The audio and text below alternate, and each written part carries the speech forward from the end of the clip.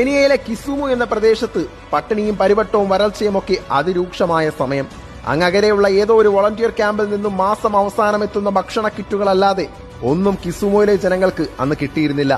അങ്ങനെ ദാരിദ്ര്യം കടുത്തു തുടങ്ങിയ സമയം തങ്ങളുടെ ഗ്രാമം പട്ടിണിയിലാണെന്നും ദിവസങ്ങൾക്കുള്ളിൽ ഗ്രാമത്തിലെ പകുതി ജനങ്ങൾ ഭക്ഷണം കിട്ടാതെ മരിക്കുമെന്നും സഹായിക്കണമെന്നും പറഞ്ഞ് അവർ യുണിസെഫിന് ഒരു കത്തെഴുതി.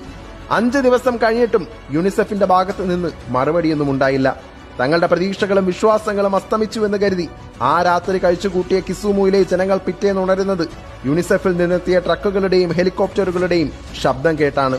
4000 പേർക്കുള്ള ഭക്ഷണവുമായി എത്തിയ യുണിസെഫ് രക്ഷാപ്രവർത്തകർ കിസുമോയിലെ ജനങ്ങളുടെ വിശപ്പ് മാറ്റി മടങ്ങുന്നേരം ഒരു കാര്യം കൂടി കൂട്ടിച്ചേർത്തു.